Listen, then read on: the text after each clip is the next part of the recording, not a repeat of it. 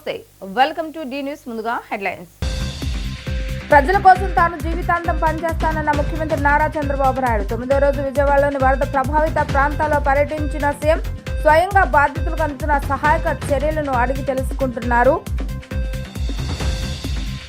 ఎన్టీఆర్ కృష్ణా జిల్లాల పరిధిలో మంగళవారం అక్కడక్కడ తేలికపాటి నుంచి మోస్తారు వర్షాలు పడే అవకాశం ఉందన్న ఏపీ విపత్తు నిర్వహణ సంస్థ.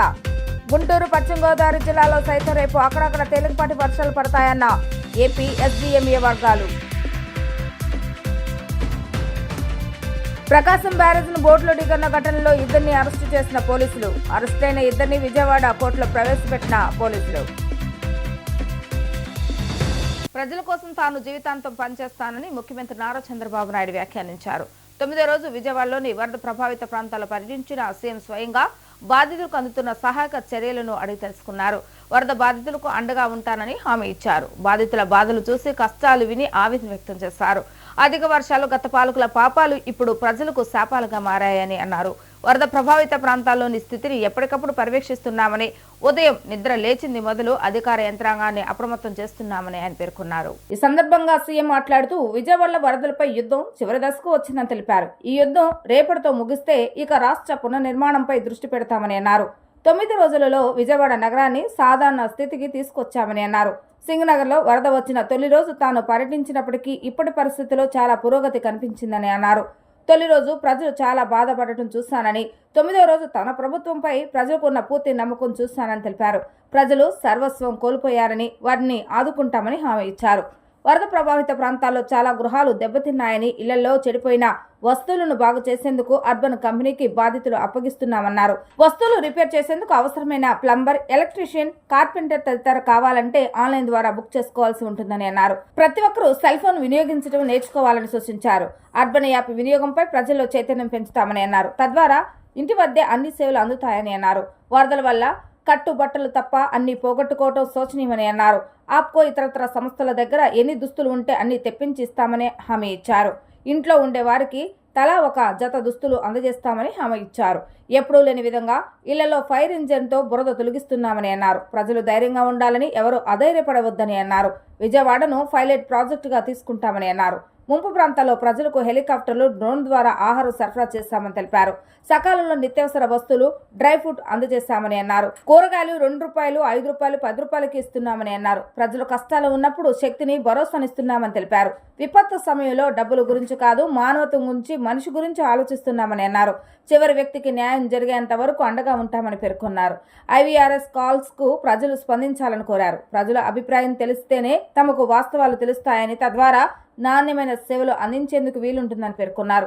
బుడమేరుపై గత ప్రభుత్వం అనుసరించిన విధానాలతో లక్షలాది మంది ప్రజలు బాధలు పడ్డారని ఆవేదన వ్యక్తం చేశారు. గత ప్రభుత్వ అధినేత చేసిన పాపాలు ప్రజలకు శాపాలుగా మారాయని ఆరోపించారు. బుడమేరు నుంచి కొల్లేరుకు నీరు వెళ్లకుండా కబ్జాలు చేశారని తెలిపారు. మంత్రులు నిమ్మల రామానాయుడు, నారా లోకేష్లు బుడమేరు గండ్లు పూడ్చే కార్యక్రమం చేపట్టి విజయవంతంగా పూర్తి చేశారని అన్నారు. ఇతర మంత్రులు, ఐఏఎస్ అధికారులు, పోలీసులంతా అక్కడే ఉండి రేయింబౌళ్లు పనిచేస్తారని అన్నారు. బోట్ల ద్వారా ప్రకాశం బ్యారేజీని ఢీకొట్టించే కుట్రను కొందరు పన్నాగం పన్నారని విమర్శించారు. భారీ బోట్లకు లంగర్ ఎందుకు వేయలేదని ప్రశ్నించారు. ఇలాంటి విపత్కర పరిస్థితుల్లో తమ అనుకూల మీడియా ద్వారా ప్రతిరోజు తమపై విషం చిమ్మే ప్రయత్నం చేయటం బాధాకరమని అన్నారు. గత 5 ఏళ్లలో ఎలాంటి పాలన జరిగిందో ప్రజలు ఆలోచించాలని కోరారు. నేరస్తులను నమ్మితే మాత్రం నాశనమే ఎదురవుతుందని, గత ప్రభుత్వం 10 లక్షల కోట్ల అప్పులు చేసిందని, అప్పులు ఇచ్చే పరిస్థితి కూడా లేదని తెలిపారు. ప్రభుత్వానికి కూడా ఇబ్బందులు ఉన్నాయని, అయినప్పటికీ ప్రజల కోసం పనిచేస్తున్నామని అన్నారు. సకాలంలో ఎవరికైనా సహాయం అందకపోయినా ఆందోళన చెందవద్దని తెలిపారు. ప్రజలంతా తిరిగి కోలుకునేందుకు చర్యలు చేపట్టామని అన్నారు. ప్రజలు నిలదొక్కునేలా పని చేస్తామని అన్నారు. ఏ ఒక్క వ్యక్తికి అన్యాయం జరగకూడదనేదే ప్రభుత్వ లక్ష్యమని అన్నారు. ప్రజలు టెక్నాలజీని వినియోగించుకోవాలని కోరారు. టెక్నాలజీతో ప్రజలకు మేలు చేసే కార్యక్రమాలు చేస్తున్నామని అన్నారు. రాబోయే రోజుల్లో మన జీవితంలో టెక్నాలజీ వల్ల సమూల మార్పులు వస్తాయని, అందుకే ప్రతి ఒక్కరూ సెల్ ఫోన్ వాడటం ద్వారా తమ పనులన్నీ అయ్యే విధంగా శ్రీకారం చుడతామన్నారు. ఇంట్లోనే ఉంటూనే ప్రపంచంతో మమేకం అవ్వచ్చు, తక్కువ సమయంలో పనిచేసి ఎక్కువ ఉపాధి సృష్టించుకోవచ్చని అన్నారు. కష్టపడి సంపాదించడం రోజు చేసేదే కానీ తెలివితేటలతో సంపాదిస్తే మరింత సంపాదించవచ్చని సూచించారు. తక్కువ ఖర్చుతో ప్రజలకు మంచి సేవలు అందించాలన్నదే మా తపన. భవిష్యత్తులో ఎలాంటి సమస్య పునరావృతం కాకుండా చేయాలన్నదే తమ ప్రభుత్వ లక్ష్యమని ముఖ్యమంత్రి నారా చంద్రబాబు నాయుడు స్పష్టం చేశారు. సాక్షి పేపర్ చూస్తూ ఉంటారు, నిద్ర లేస్తే విషయం కప్పుతున్నారు, విషయం కప్పే పరిస్థితికి వచ్చారు. వాళ్ళు ఏమన్నది నాకైతే అర్థం కాల. వాళ్ళు మీరు నమ్మరు, నేనేమంటున్నానంటే మీరు గుర్తుపెట్టుకోవాల్సిన ఒకటి ఉంది. మీరు నమ్మడం లేదు కానీ ద్రోహం చేస్తున్నారు. అదే నా బాధ.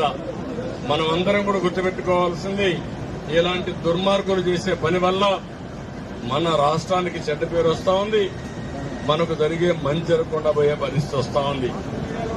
సోషల్ మీడియాలో కూడా ఫేక్ పోస్టులు పెడుతున్నారు. ఒకటినే కాకుండా మీరు నంబర్ తమ్మడు, కానీ వాళ్ళు చేసేది ఏ ఒక్కరో ఇద్దరిని నమ్మించి మోసం చేయాలని కుట్రలు చేస్తున్నారు. మనం అంతా పని చేయాలని మనం పోతున్నాం, వీళ్ళు కుట్రలు చేయాలని వీళ్ళు వస్తున్నారు. ఒక పక్క వరదలపైన యుద్ధం చేయాలి, ఇంకో పక్క నేరస్తులపైన పోరాడాలి. కళ్లు తెరిచి కళ్లు మూసుకుంటే ఏం చేస్తారో తెలియదు. వీళ్ళు మీకు అన్యాయం చేయడం కోసం అన్ని విధాలా ప్రయత్నం చేస్తున్నారు. నేను మీకు న్యాయం చేయడం కోసం నేను ప్రయత్నం చేస్తామంటే, మా ఆఫీసర్లు వచ్చి ఇంత కష్టపడతామంటే వాళ్ళు కూడా వచ్చి చేసిన పాపాలు కొంతవరకైనా కడుక్కునే విధంగా మీ దగ్గరికి రావాల్సింది. కనీసం బురదలో తిరిగితే కొంచెమైనా వాళ్ళకు కూడా భగవంతుడు కరుణిస్తాడు. కానీ బురదలో వచ్చి రాకుండా ఎక్కడో బెంగళూరులో ఒకరు కూర్చొని మన మీద బురదేసే పరిస్థితికి వస్తున్నారు. ఇవి తలుచుకుంటే చాలా బాధేస్తుంది. ఇలాంటి వాళ్ళు కూడా రాజకీయాల్లో ఉన్నారా అని మొట్టమొదటిసారి చూస్తున్నా. 50 సంవత్సరాల తర్వాత 45 ఏళ్లు చూశాను. ఎవ్వరు కూడా వీలైతే సహాయం చేసేవాళ్లు, వీలు కాకపోతే నోరు మూసుకుని ఉండేవాళ్ళు. కానీ వీళ్ళు అడ్డం పడడం మాత్రం చాలా దుర్మార్గం. ఎన్టీఆర్ కృష్ణా జిల్లాల పరిధిలో మంగళవారం అక్కడక్కడ తేలికపాటి నుంచి మోస్తారు వర్షాలు పడే అవకాశం ఉందని ఏపీ విపత్తు నిర్వహణ సంస్థ అధికారులు తెలిపారు. ఈ మేరకు ఏపీ ఎస్డీఎంఏ అధికారులు తాజాగా ఒక ప్రకటన విడుదల చేశారు. అటు పొరుగున ఉన్న గుంటూరు, పశ్చిమ గోదావరి జిల్లాలో సైతం రేపు అక్కడక్కడ తేలికపాటి వర్షాలు పడతాయని ఏపీ ఎస్డీఎంఏ వర్గాలు పేర్కొన్నాయి.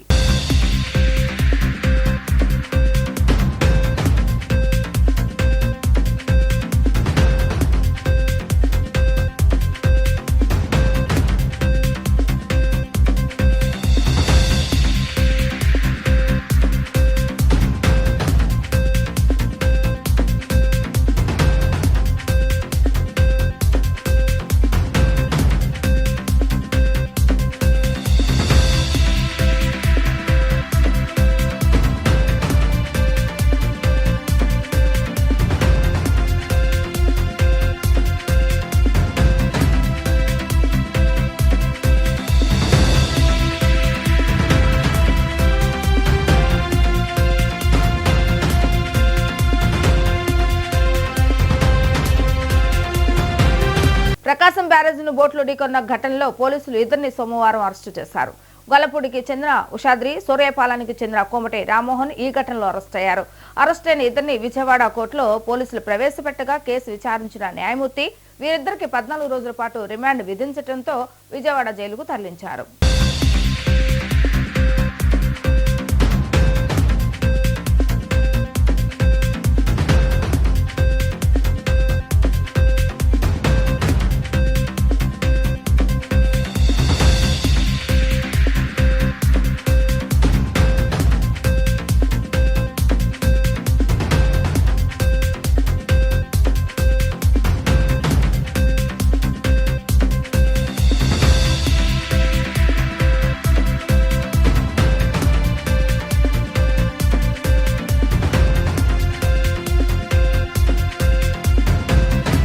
విజయవాడ రూరల్ మండలం ఎనకేపాడు గ్రామంలో ఘోర రోడ్డు ప్రమాదం చోటు చేసుకుంది. రివర్స్ వస్తుండగా లారీ కింద పడి క్లీనర్ మృతి చెందాడు. తక్షణమే స్థానికులు పడమట పోలీసులకు సమాచారాన్ని అందజేశారు. సంఘటనా స్థలానికి చేరుకున్న పోలీసులు స్థానికులను అడిగి ప్రమాదంపై వివరాలను తెలుసుకున్నారు. మృతదేహాన్ని మార్చిడికి తరలించి కేసు నమోదు చేస్తున్నట్లుగా పడమట సిఐ కిషోర్ కుమార్ తెలిపారు.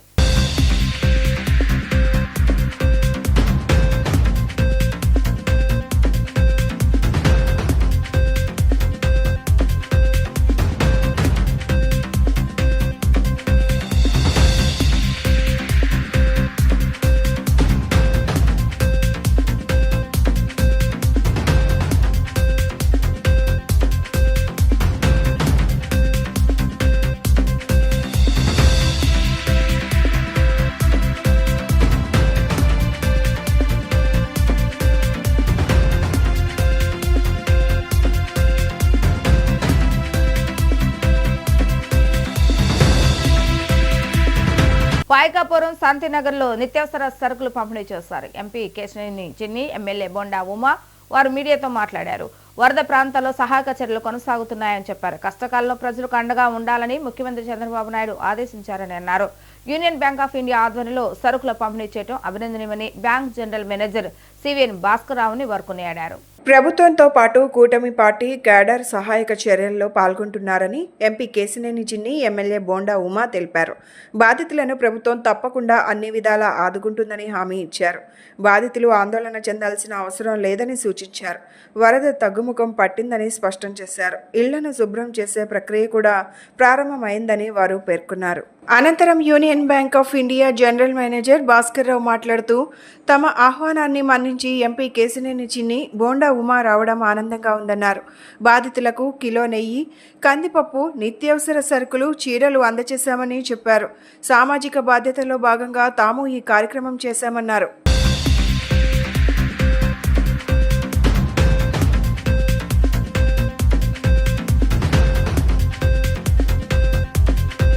ఇవాళ సెంట్రల్ నియోజకవర్గంలో యూనియన్ బ్యాంక్ వారి ఆధ్వర్యంలో సుమారు ఒక 1000 మందికి నిత్యావసర వస్తువులు, బట్టలు పంపిణీ చేయడం జరిగింది. ముందుగా యూనియన్ బ్యాంక్ వారికి ధన్యవాదాలు తెలుపుకుంటున్నాం. మీరు చూస్తున్నారు, ప్రకృతి విలయం మొదలైన కాడి నుంచి మొదటి రోజు నీళ్లు వచ్చే ప్రాంతంలో సింగనగర్లో ఉమాగారు అక్కడే ఉన్నారు, మేము కూడా వచ్చాం. అకస్మాత్తుగా నీరు వరదం పెరిగిపోయి చాలామంది ప్రజలు చాలా ఇబ్బందుల్లో ఉన్నారు. మా ఉమాగారి ఆధ్వర్యంలో సేవా కార్యక్రమాలన్నీ బ్రహ్మాండంగా జరుగుతున్నాయి. నిజంగా గత వారం రోజులు కూడా ఆహారం, మంచినీళ్ళు, పాలు ఇచ్చాం. ఇప్పుడు గత 2 రోజుల నుంచి కూడా నిత్యావసర సరుకులు పంపిణీ, చాలామంది దాతలు కూడా ముందుకు వస్తున్నారు. ఇవాళ ఎక్కడ చూసినా మా తెలుగుదేశం నాయకులు, కార్యకర్తలు, జనసేన నాయకులు, కార్యకర్తలు, భారతీయ జనతా పార్టీ అందరూ కూడా రోడ్ల మీదే ఉండి ప్రజలు ఉన్న ఇబ్బందుల్ని గమనిస్తా ఉమాగారి ఆధ్వర్యంలో ఎక్కడికక్కడ ఎటువంటి సేవా కార్యక్రమాలు చేయాలో అన్నీ చేస్తున్నారు. ఈ కష్టకాలంలో ప్రజల మధ్య ఉండటం, ప్రజల సమస్యలను తెలుసుకోవడం, మా నారా చంద్రబాబు నాయుడు గారు కూడా మమ్మల్ని ఎప్పటికప్పుడు డైరెక్షన్ ఇచ్చి పంపించడం. ఈరోజు మా పార్లమెంట్ సభ్యులు కేశినేని శివనాథ్ చిన్ని గారి ఆధ్వర్యంలో యూనియన్ బ్యాంకు ముందుకు వచ్చి ఇక్కడ పాయకాపురంలో దాదాపు 1000 మందికి వారం రోజులు సరిపడా ధాన్యం కానీ, బియ్యం కానీ, అలాగే సరుకులు కానీ, వెజిటబుల్స్ కానీ ప్యాక్ చేసి నీట్గా ఇవ్వటం వల్ల మరి ఇటు ప్రభుత్వ పరంగా 25 కిలోలు బియ్యం ఇస్తూ ఉన్నాం, కిలో పంచదార, కిలో కందిపప్పు, అలాగే పామాయిలు, అలాగే వెజిటబుల్స్ ఇస్తూ ఉన్నాం. స్వచ్ఛంద సంస్థలు, కార్పొరేట్ సంస్థలు ఇలాగా సిఎస్ఆర్ నిధులతో ముందుకు రావడం సంతోషం. దీన్ని దృష్టిలో పెట్టుకొని మిగతా సంస్థలు కూడా ముందుకు వస్తే బ్రహ్మాండంగా బాధితులను ఆదుకోవచ్చు. సెంట్రల్ నియోజకవర్గంలో 2 లక్షల మంది రెస్క్యూ చేసాం. శానిటేషను అద్భుతంగా చేసాం. ఉన్నటువంటి వాళ్ళందరినీ కూడా మళ్ళీ షిఫ్ట్ అయిపోయిన వాళ్ళందరూ కూడా ఇళ్లలోకి వస్తూ ఉన్నారు. ఏది ఏమైనా ఇప్పటికే నార్మల్ సిచ్యువేషన్కి వచ్చింది. రాత్రికి రేపటికి మరింత నార్మల్ ప్రజా జీవితం ముందుకెళ్తుందని దీనికి మా పార్లమెంట్ సభ్యులు కేశినేని శివనాథ్ చిన్ని గారు సహకారం, ఆయన కష్టపడతాం ముఖ్యంగా జరుగుతూ ఉందని కూడా తెలియజేస్తాం. ఇండియా నుంచి అండి జనరల్ మేనేజర్ని సివిఎన్ భాస్కరరావు గారిని ఈరోజు మా కోరిక మన్నించి గారు బొండా గారు వచ్చి మా యొక్క సేవా కార్యక్రమానికి పెద్ద మనసు అంగీకరించి మేము ఇక్కడ ఈ ఎసెన్షియల్ కమోడిటీస్ డిస్ట్రిబ్యూట్ చేయడానికి మేము చేసాము. ఇక్కడ ప్రతి ప్యాకెట్లో కూడా 5 కిలోలు బియ్యం, 1 కిలో నూనె, కిలో ఉల్లిపాయలు, పప్పు, 2 బ్లాంకెట్స్, 2 శారీస్ అవన్నీ కూడా ప్యాక్ చేసి మేము ఇవాళ ఇవ్వటం జరిగిందండి. మేము కార్పొరేట్ సోషల్ రెస్పాన్సిబిలిటీ కింద యూనియన్ బ్యాంక్ ఆఫ్ ఇండియా మేము ఈరోజు ఇక్కడ ఈ కార్యక్రమం నిర్వహించామండి. ఇక్కడికి వచ్చినందుకు చిన్ని గారికి, బొండా గారికి మా ప్రత్యేక ధన్యవాదాలు. ఈరోజు talk of the nation CM Chandrababu Naidu పనితీరేనని మంత్రి కొలుసు పార్థసారథి పేర్కొన్నారు. విజయవాడకు చరిత్రలో ఎన్నడూ లేని ఉపద్రవం ముంచుకొచ్చిందని అన్నారు. ప్రకాశం బ్యారేజీని నిర్మించాక ఎన్నడూ రానంత వరద వచ్చిందని అన్నారు. వరద ముంపును ఎదుర్కొనే విధానంలో చంద్రబాబు నాయుడును అందరూ అభినందిస్తున్నారని పేర్కొన్నారు. చంద్రబాబు వయసు, ఆరోగ్యం ఏదీ లెక్క చేయకుండా బస్సులోనే ఉంటూ సహాయక కార్యక్రమాలు చేపట్టడం జరిగిందన్నారు. చాలా ఇళ్లు మునిగిపోయి సామాన్యుడి జీవనం అతలాకుతలం అయిందన్నారు. 5-6 రోజులు ఇదే పరిస్థితి ఉండడంతో వారు ఆందోళన చెందారని పేర్కొన్నారు. ప్రభుత్వ యంత్రాంగం, మంత్రులు, శాసనసభ్యులు బాధితులకు భరోసా కల్పించారని కొలుసు పాదసారథి అన్నారు. ఎక్కడన్నా ఈ సహాయ కార్యక్రమాలు అందటంలో ఎక్కడ తప్పులు దొరికినా వాటిని సమీక్షించుకుంటూ, ఎక్కడన్నా తప్పులు మరీ ఎక్కువగా జరిగితే వారిని మందలించుకుంటూ, వారు మరి అన్నిటినీ కూడా సక్రమంగా పర్యవేక్షించడం జరిగిందని చెప్పేసి మనం చేస్తాను. రోజుకి 2-3 సార్లు టెలికాన్ఫరెన్స్ పెట్టి ఉన్నతాధికారుల దగ్గర నుంచి పార్టీ కార్యకర్తల దాకా అందరితో మాట్లాడి మీ ప్రాంతాల్లో ఏ సమస్య ఉంది, యుద్ధం మనకి రాకూడదు అనే లక్ష్యంతో మరి ఫుడ్ ని మరి కొన్ని లక్షల మందికి ప్రతి పూట కూడా దాదాపు 6 నుంచి 8 లక్షల మందికి లంచ్, డిన్నర్, అదేవిధంగా బ్రేక్ఫాస్ట్ అందజేసింది ప్రభుత్వం అని చెప్పేసి ఈ సందర్భంగా నేను మనవి చేస్తా ఉన్నాను. అదేవిధంగా ఎప్పుడు అనేక సార్లు వచ్చిన ఇటువంటి వరదలు, కానీ గతంలో ఎన్నడూ లేని విధానాల్ని ఈ రోజు మనం ఆచరించామని చెప్పేసి మనం చేస్తాం. ఎక్కడికైతే యంత్రాంగం చేరుకోలేకపోయిందో, ఎక్కడికైతే బోట్లు కూడా వెళ్ళలేని పరిస్థితి ఉందో, ఎక్కడైతే వాహనాలు వెళ్ళలేని పరిస్థితి ఉందో అక్కడికి డ్రోన్స్ ని కేంద్ర ప్రభుత్వంతో మాట్లాడి డ్రోన్స్ ని తెప్పించి డ్రోన్స్ ద్వారా అక్కడ పరిస్థితుల్ని బేరీజు వేసుకుంటూ, డ్రోన్స్ ద్వారా ఫుడ్ ని చేరవేస్తూ, అదేవిధంగా హెలికాప్టర్ల ద్వారా కూడా దాదాపు 55 నుంచి 70 టన్నుల దాకా ఆహార పదార్థాలని మరి చేరలేని ప్రాంతాలకి చేరవేస్తూ మరి వినూత్నంగా మరి కొత్త తరహాగా అంటే ప్రజల సమస్యలకి పరిష్కారం చూపించాలి, ప్రజలకు భరోసా కల్పించాలనే లక్ష్యంతో పనిచేసిందని చెప్పేసి ఈ సందర్భంగా మనం చేస్తాను. ప్రకాశం బ్యారేజ్ కు మళ్లీ వరద పెరిగింది. ఎగువ నుంచి 4.50 లక్షల క్యూసెక్ల నీరు వస్తుంది. దీంతో 70 గేట్లు ఎత్తి వచ్చిన నీటిని వచ్చినట్లుగా సముద్రంలోకి వదిలేస్తున్నారు. పులిచింతల, మున్నేరు, కట్లేరు నుంచి వస్తున్న ప్రవాహం బ్యారేజీలోకి కలుస్తుంది. ప్రస్తుతం బ్యారేజ్ వద్ద 13 అడుగులకు పైగానే నీటి మట్టం ఉండటంతో అధికారులు మొదటి ప్రమాదక హెచ్చరిక జారీ చేశారు.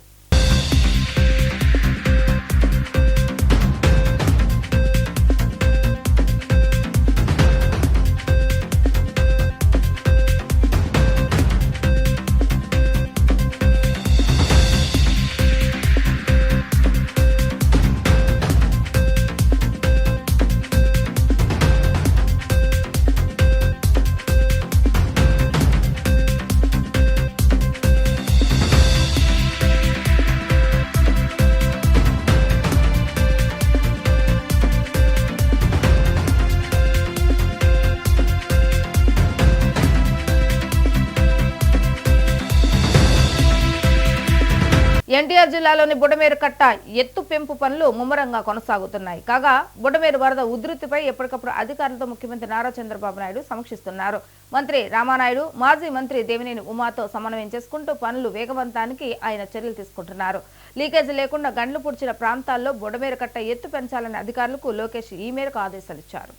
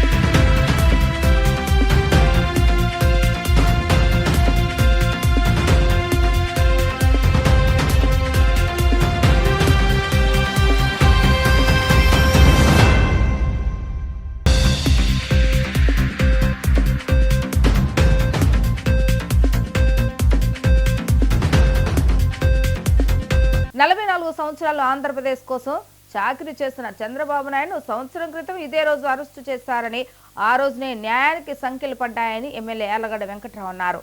రాజకీయ లబ్ధి కోసం అక్రమ కేసులు పెట్టి చంద్రబాబు నాయుడును అరెస్టు చేశారని, కానీ అది వికటించిందని ఆయన అన్నారు. యార్లగడ్డ వెంకట్రావు మీడియాతో మాట్లాడారు. రాష్ట్ర దశాదిశ మార్చిన చంద్రబాబుని తప్పుడు కేసులు పెట్టి సంవత్సరం క్రితం ఇదే రోజున అరెస్టు చేశారని గుర్తు చేశారు. 5 ఏళ్లకు ఒకసారి ప్రజలు చెప్తారు అనే విషయాన్ని గత పాలకులు మర్చిపోయి చంద్రబాబు పట్ల వ్యవహరించారన్నారు.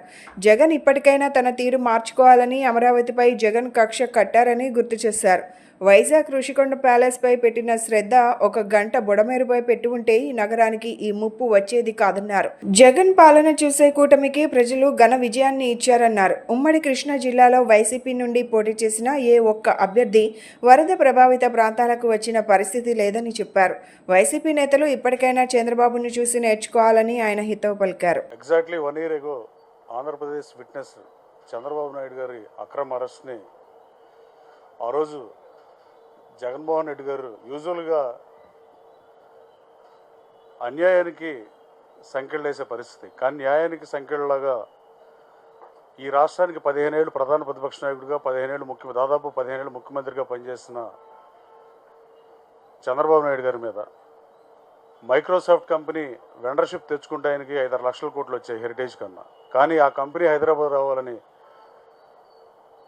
సియాటిల్ వీధుల్లో, న్యూయార్క్ మ్యాన్హాటన్లో వీధుల్లో తిరిగి ఐటీ ఎక్స్పోర్ట్ 2,75,000 కోట్లకు హైదరాబాద్ 90 కోట్లు కూడా లేని హైదరాబాద్ని పెంచి, అలాగే ఫైనాన్షియల్ డిస్ట్రిక్ట్ 15,000 ఎకరాలను నిర్మించి, అలాగే 800 ఎకరాల్లో హైటెక్ సిటీని కట్టి ఇన్ని మంచి పనులు చేసి ఈ రాష్ట్ర దశ మార్చి, అలాంటి చంద్రబాబు నాయుడు గారి మీద ఫాల్స్ కేసులు కడితే ఆ రోజు న్యూస్లో హెడ్లైన్స్ అవుతుంది తప్ప ప్రజలేమీ ఫూల్స్ కాదు. ప్రజలు డెమోక్రసీలో అంతిమ నేతలు ప్రజలే. రాజకీయ పార్టీలు ఏం చేసినా 5 సంవత్సరాలకు ఒకసారి ఎన్నికల్లో ప్రజలు తీర్పు చెబుతారనే విషయాన్ని మర్చిపోయి, అలాగే ఇవాళ కూడా సెప్టెంబర్ 9న ఈ వరదల ఎఫెక్ట్తో ఇక్కడే బస్సులో ఉండి ముఖ్యమంత్రి గారు పరిపాలించిన పరిస్థితి. ఇది ఆయన పనితీరుకి నిదర్శనంగా ఎవరైనా రాష్ట్ర ప్రజలు భావిస్తారు. ప్రజా సమస్యలకి ప్రజల కోసం రాజకీయాలు చేస్తా కొంతమంది వస్తారు. రాజకీయ నాయకుడికి పదవీకాంక్ష ఉండొచ్చు, కానీ గ్రీడీ అబౌట్ మనీ ఉంటే, అలాగే ప్రతీకార రాజకీయాలు చేసిన వాళ్ళకి చరిత్రలో ఎక్కువ రోజులు స్థానం ఉండదని చరిత్ర చెప్పే చారిత్రాత్మక నిజం. అలాగే ఇప్పుడు జగన్మోహన్ రెడ్డి గారు ఇప్పుడైనా తన తీరు మార్చుకుని ప్రతిపక్ష నాయకుడు ఎలా పనిచేయాలో జగన్మోహన్ రెడ్డి గారు కూడా, చంద్రబాబు నాయుడు గారు కూడా 15 ఏళ్ళు ప్రతిపక్షంలో ఉన్నాడు. ఆయన పనిచేసినప్పుడు పనిచేసినట్టుగా పనిచేస్తే బాగుంటుంది. కనీసం అమరావతి మీద కక్ష కట్టడానికి ఉన్నారు, కానీ విజయవాడ నగరం మీద కూడా కక్ష కట్టిన పరిస్థితి. బుడమేరు బ్రీచ్లను కూడా రివ్యూ చేయకుండా, వైజాగ్లో ఆయన కట్టిన ఋషికొండ ప్యాలెస్ మీద ఆర్కిటెక్ట్తో మాట్లాడిన అరగంటో, గంటో, 2 గంటలో ఒక్కసారైనా బుడమేరు మీద సమీక్ష అయితే విజయవాడ నగరానికి దరిద్రం పట్టేది కాదు, ఈ ఇబ్బందులు కూడా ఉండేది కాదు. 1964లో వచ్చిన ఫ్లడ్స్ తర్వాత ఇప్పుడు మళ్ళీ బుడమేరుకు వచ్చిన పరిస్థితి. ఎలాంటి వరద వచ్చినా ప్రకాశం బ్యారేజ్ కి ఎలాంటి డోకా లేదని జలవనరుల శాఖ సలహాదారుడు కన్నయ్య నాయుడు స్పష్టం చేశారు. 3 నెలల వ్యవధి పట్టే గేట్ల మరమ్మతు పనులను 3 రోజులు పూర్తి చేశాం. యుద్ధ ప్రాతిపదికన పనులు చేపట్టి విజయవంతంగా పూర్తి చేస్తామని ఆయన వెల్లడించారు. వరద తీవ్రతను దృష్టిలో పెట్టుకుని 3 నెలలు పట్టే పని 3 రోజుల వ్యవధిలో పూర్తి చేశామని ఇరిగేషన్ శాఖ సలహాదారుడు కన్నయ్య నాయుడు తెలిపారు. పడవలు ఢీకొన్న సంఘటనలో పాడైపోయిన గేట్లను యుద్ధ ప్రాతిపదికన 3 రోజుల్లో పనులు పూర్తి చేసినట్లు ఆయన వివరించారు. ప్రస్తుతం 70 గేట్లు యథాతథంగా పూర్తి స్థాయిలో చేస్తున్నాయన్నారు. ఎలాంటి వరద వచ్చినా ప్రకాశం బ్యారేజీకి ఎలాంటి ఇబ్బంది లేదన్నారు. 67, 69 గేట్ల వద్ద దెబ్బతిన్న 2 కౌంటర్ వెయిట్లను తొలగించి వాటి స్థానంలో అధునాతన కౌంటర్ వెయిట్లను ఏర్పాటు చేసినట్లు తెలిపారు. భారీ కౌంటర్ వెయిట్ను డ్రిల్లింగ్ యంత్రాల సాయంతో తొలగించినట్లు కన్నయ్య నాయుడు తెలిపారు.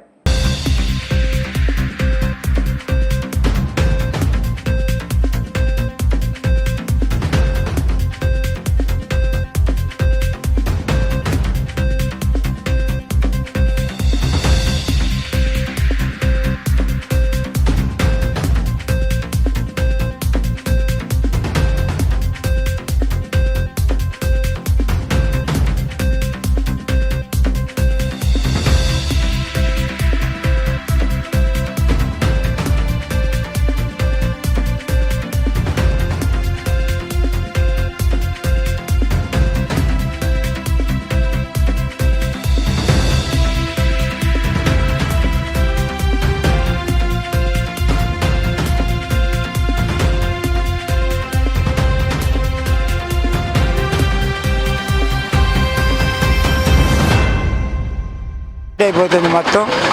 మీకు కంప్లీట్గా ఫ్లడ్ ఎంత వచ్చినా మన ఫ్లడ్కు ఆపరేట్ చేసి వేసి ఇచ్చేస్తాం, ప్రాబ్లం ఏం లేదు. ఇప్పుడు మన దెబ్బతిన్నాయి కూడా 67, 69 నిన్న కౌంటర్ వెయిట్ వేసి కంప్లీట్ చేసాం. ఇప్పుడు ఈ పొద్దు 70 కంప్లీట్ చేసేసి ఇచ్చేస్తే అక్కడికి కంప్లీట్ అయిపోతాయి. అన్ని 70 గేట్లు ఈజీగా ఆపరేట్ చేయగలుగుతాం. ఏంటి సిమెంట్ దిమ్మ పెట్టడం, పైన కొంచెం సిమెంట్ స్లర్రీ వేసి ఆ గ్యాప్కి ఒక 2 క్యూబిక్ మీటర్స్ వేయాలి. అది రేపు మార్నింగ్ కూడా పెట్టుకోవచ్చు. ఇప్పుడు ఆపరేషన్కి ఏం ప్రాబ్లం లేదు. ఈ ముక్కలు మనకి వేస్ట్ ఇరిగిపోయినాయి. అది ఇంకా ఏదైనా వేరే చోట ఎక్కడన్నా కావాలంటే వాడుకోవచ్చు అంతేగాని దీనికి వదగో ఇంకా బోట్లు ఇది కంప్లీట్ చేసినాక రేపటి నుంచి మొదలు పెడతారు. ట్రాఫిక్ నుంచి పూర్తిగా వదలరు, కొన్ని గ్యాప్లు ఇచ్చి వదులుతారు. ఏంటి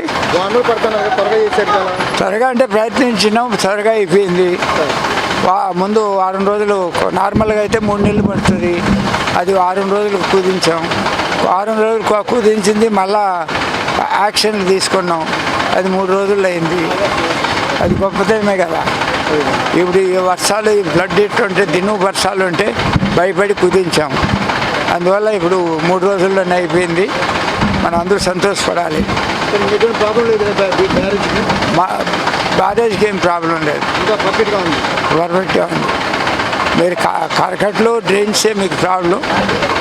నీళ్ళు ఎక్కువైనప్పుడు డ్రైన్స్లో మళ్ళీ నీళ్ళు బయటపోతాయి, అది చూసుకోండి. Okay, thank you. వార్తలు ముగించే ముందు హెడ్లైన్స్ మరొకసారి.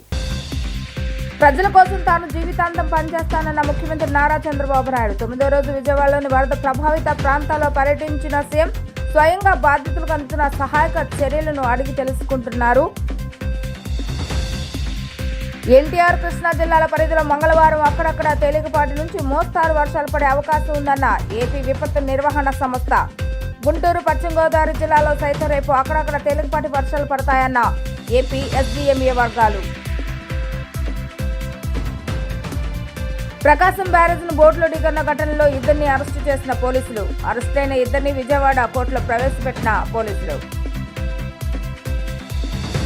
ఇవి ఈ రోజు వార్తా విశేషాలు. మరలా 3 ప్రసారమైన వార్తలు మళ్ళీ కలుద్దాం. అంతవరకు సెలవు, నమస్కారం.